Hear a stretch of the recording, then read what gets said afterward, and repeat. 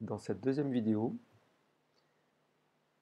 qui correspond donc à l'introduction, au deuxième point de l'introduction sur les frontières dans le monde d'aujourd'hui, nous allons développer les frontières plus ou moins marquées. On va commencer par une petite expérience que j'ai menée. J'ai tapé dans un navigateur de recherche le mot frontière, j'ai ensuite cliqué sur image et voici ce que le navigateur propose comme images, comme premières images ce 10 mai 2020. Ce sont des images, si on regarde rapidement, des images de frontières ouvertes, peu marquées finalement, marquées ici par un simple panneau, parfois des frontières qui sont clôturées, comme ici la frontière entre le Maroc et l'Espagne. Donc vous avez ici des images qui correspondent un peu à ce point qu'on va développer, le fait que les frontières sont plus ou moins marquées. Alors, les frontières, certaines frontières sont visibles par un simple panneau, comme celle-ci. Parfois, une simple ligne entre les Pays-Bas et la Belgique ici. Parfois par des poteaux. Il n'y a pas de barrière particulière. Ce sont des frontières où les contrôles sont peu, voire absents, comme par exemple à l'intérieur des frontières de l'espace Schengen, qui a été signé en 1985 et qui est entré en vigueur 10 ans plus tard. Aujourd'hui, il y a 26 États d'Europe qui ont finalement facilité les échanges de marchandises, qui ont facilité la circulation des hommes, qui est libre entre tous les États signataires.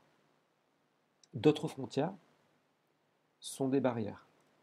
Alors ça peut être des murs, ça peut être des clôtures, des barbelés, elles sont très variables et c'est un phénomène qui n'est pas nouveau.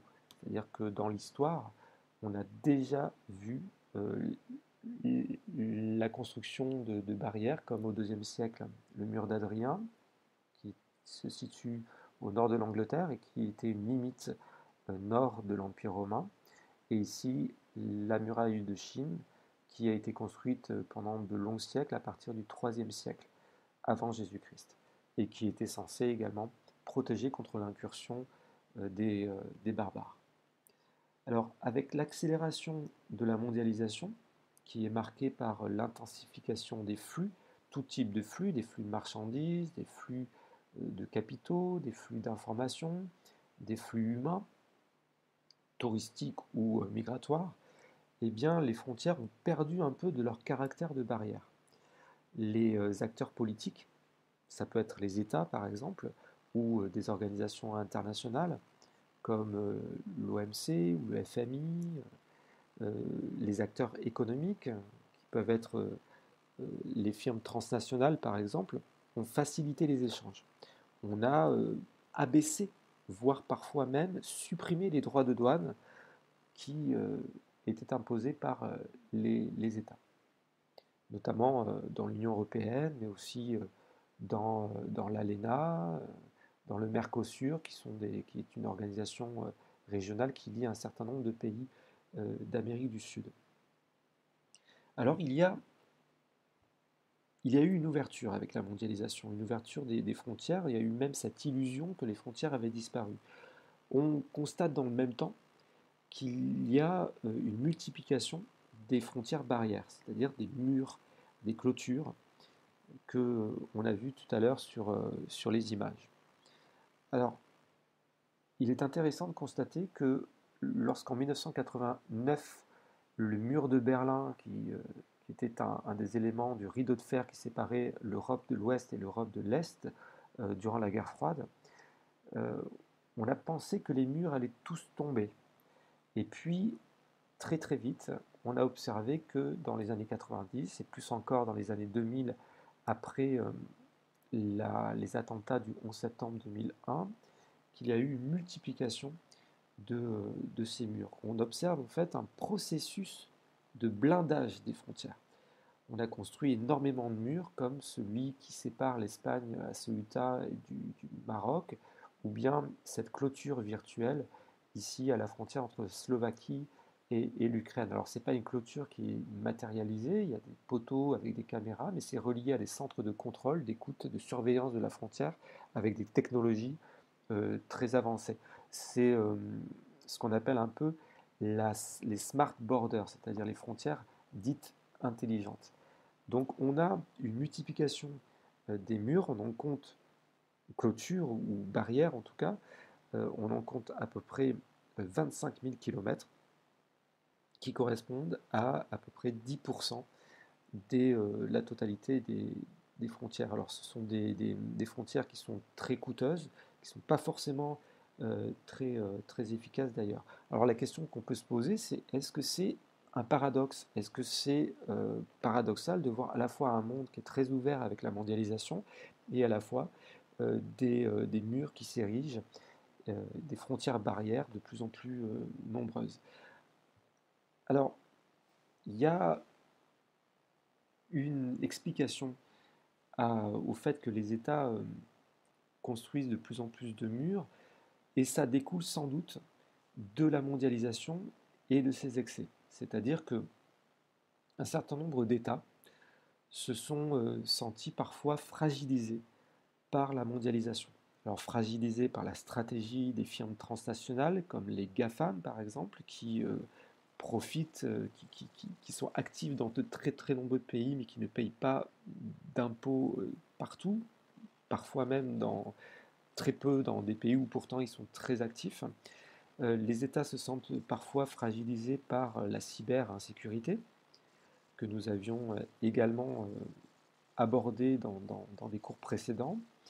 Et les États se sentent également fragilisés par quelque chose qui n'est pas du tout nouveau, mais qui sont tous les trafics qui ont tendance à ignorer les frontières, les trafics de contrefaçon, les trafics de drogue, d'armes, les trafics humains, et en particulier les migrations non désirées, les migrations clandestines. Donc, face à cette fragilité que ressentent les États, il y a un certain nombre d'États qui souhaitent reprendre le contrôle de leur territoire, marquer leur souveraineté, si vous préférez.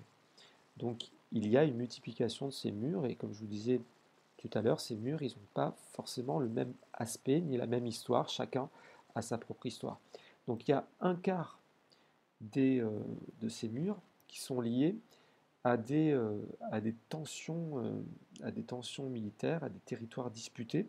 Alors, ce n'est pas le cas de celui-là. Celui-là, c'est la frontière entre l'Inde et le Bangladesh, qui est une frontière qui est le plus long des murs quasiment, enfin un des plus longs, qui fait plus de 3000 km, un système très, très complexe de murs qui sépare les deux pays qui ont un différentiel de niveau de vie assez marqué, avec le Bangladesh qui est beaucoup plus pauvre que l'Inde. Il y a cette idée de faire une frontière qui va protéger contre les contrefaçons éventuellement, mais surtout contre l'immigration.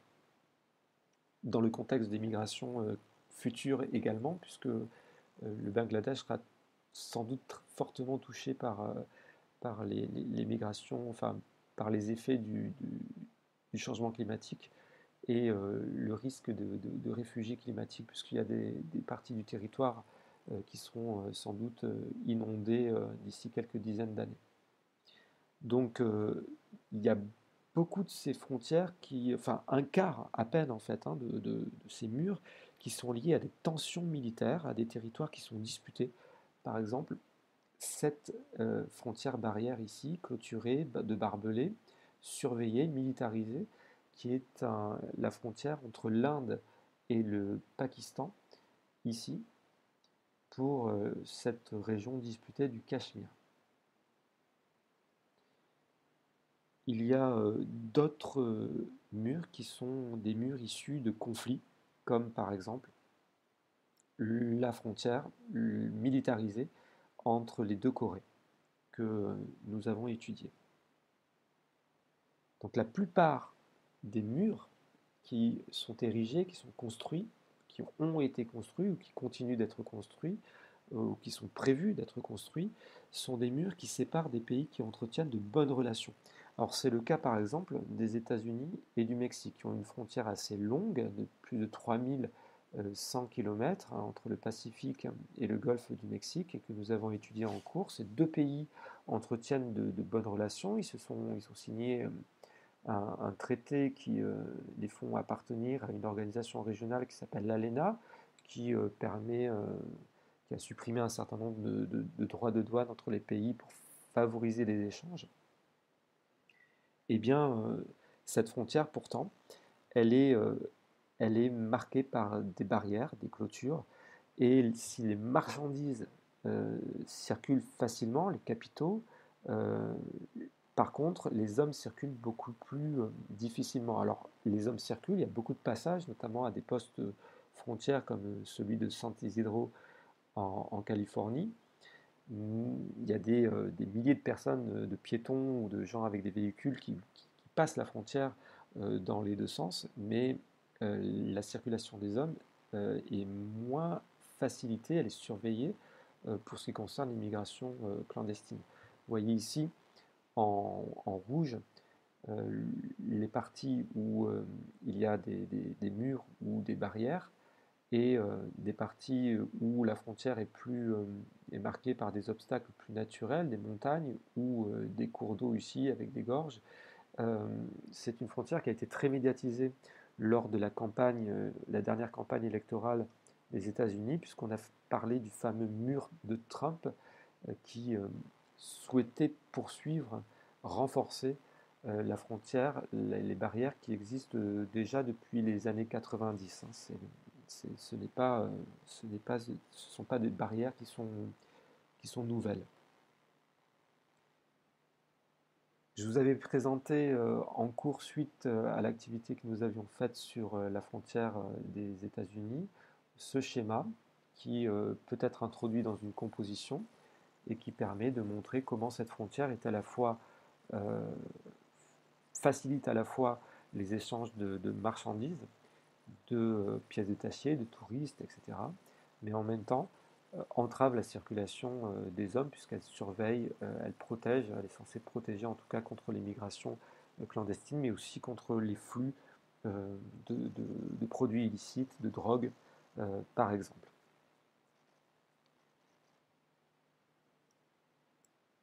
Cette caricature ici du dessinateur Plantu montre l'Union européenne comme une forteresse. Et il est vrai que l'Europe également se protège contre l'immigration clandestine venue d'Afrique ou venue d'Orient.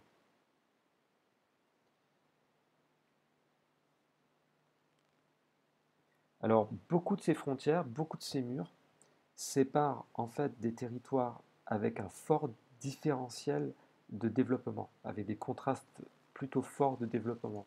C'est-à-dire que ce sont des frontières qui séparent des territoires plus ou moins riches et on sépare pour éviter un certain nombre de flux non désirés par les pays développés qui filtrent en fait le passage de la frontière.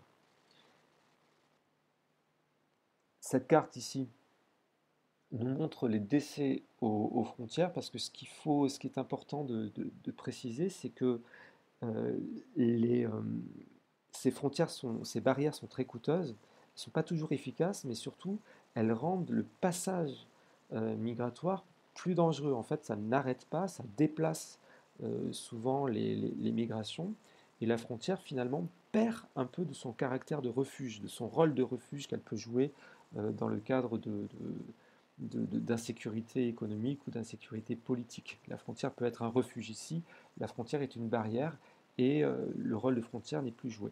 Et pour terminer cette partie ici, je voudrais m'arrêter sur le fait que ces barrières font l'objet d'une récupération artistique. Et il y a beaucoup d'artistes qui essayent de détourner, de faire passer des messages.